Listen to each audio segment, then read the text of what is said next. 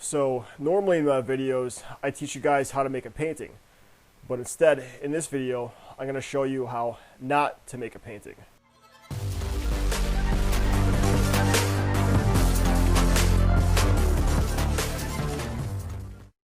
So about a year ago, I did a reproduction of the Death of Socrates. Now, I did this painting with the intention of reproduction, but I wasn't going to go all the way with it to make it like a super classical painting. I just wanted to see what I could do with it, but it was still a good learning experience nevertheless. And I just want to do some comparisons with the original painting and this one, which is going to be pretty much night and day. But anyways, looking back at it, after learning a few more tips and tricks with my painting over the past year, I learned what to do better. And so I just want to show you what not to do and what steps to take to improve the painting. Especially with a painting like this that involves a lot of portraiture.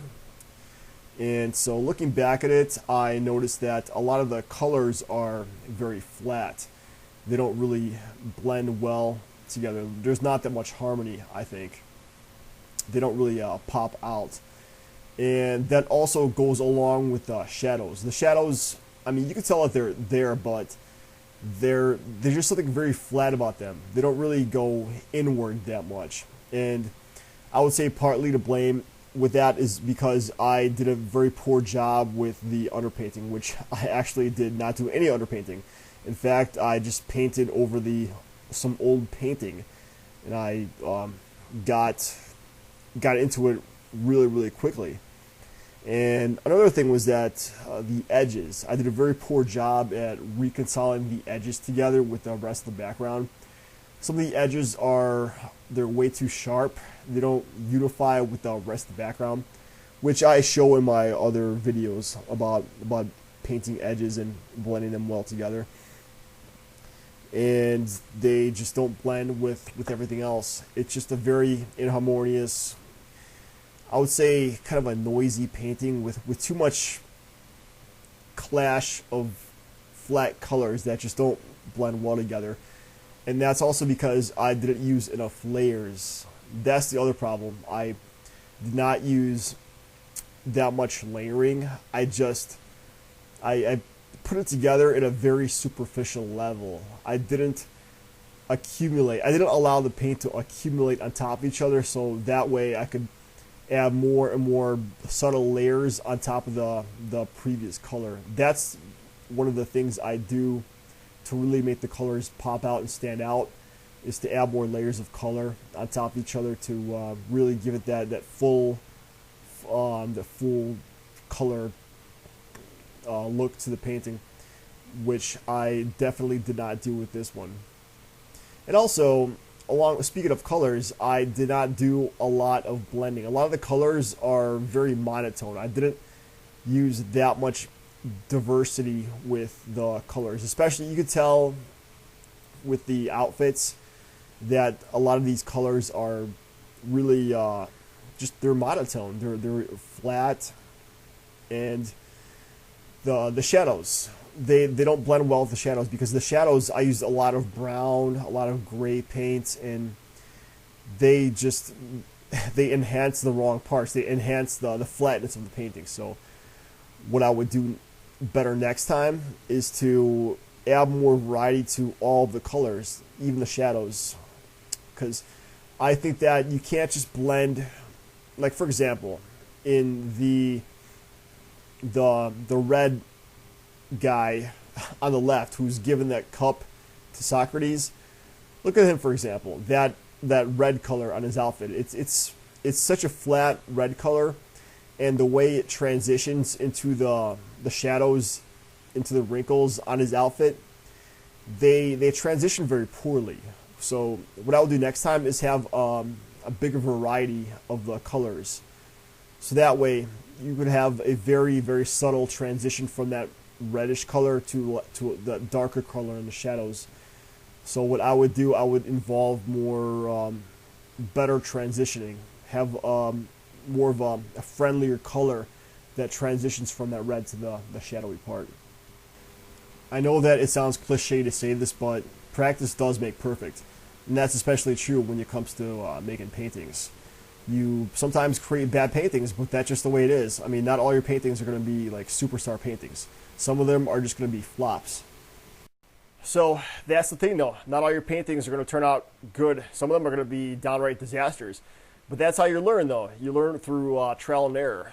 Another reason why I had much difficulty with this painting is the very fact that the original painting was 6 feet 5 inches by 4 feet 3 inches, which is actually more than twice the size of the canvas that I was using. I was using a 3 foot by 2 foot standard canvas that I bought at Michael's. And so that's the first problem that I encountered looking back with this painting, because I mean, just the very fact that I had so much details I had to squeeze into this painting caused me a lot of trouble.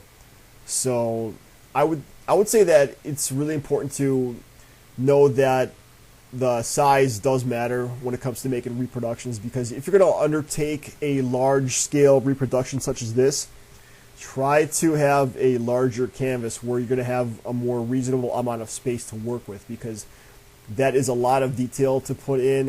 It's got a lot of nuances inside the painting, so you're going to want as much headroom as possible when you're working with something as large scale as this. Along your journey of becoming a better artist, it's important to not only create original works with your trial and error, but also to copy other masters. This is why I highly regard copying or making reproductions of old classical paintings, because it helps push you in the right direction. It's like having a virtual teacher next to you showing you how they did it and what correct steps you could take to transfer onto your paintings.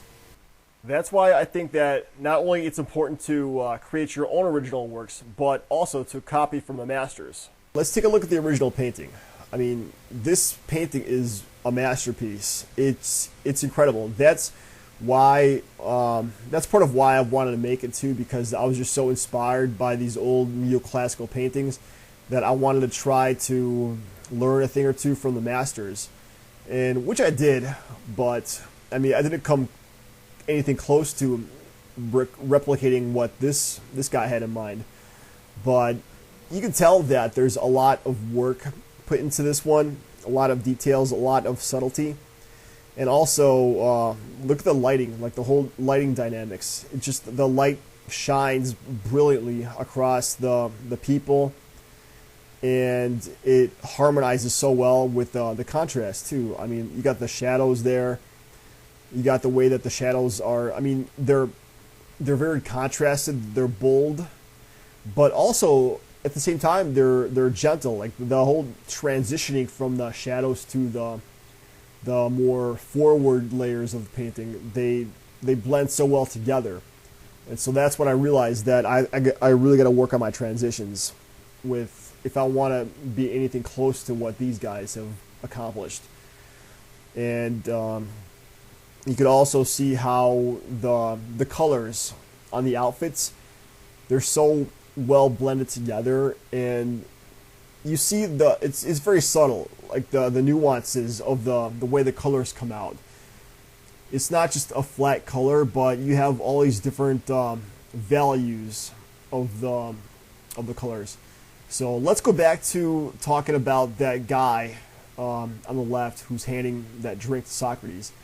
In this one, you can see how the colors they're way more dynamic, and they're at a very subtle level too. I mean, on a superficial level, you can see that it's a red brick, brownish red color, but it's got a lot of nuances to it. You have very good, easy transitions into the shadows of the wrinkles, as well as some dynamic value ranges on the surface too. I mean, you have these very small, very subtle transitions from a lighter shade to a very slightly darker shade on the flatter surfaces of the outfit.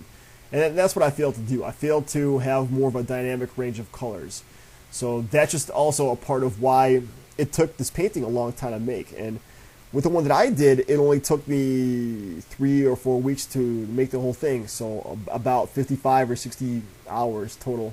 And obviously that's just a small fraction of what this artist has created, so I gotta work on that. So I hope you guys learned a thing or two from this video. If you did, please make sure to hit that thumbs up and subscribe to my channel. So thank you again for watching.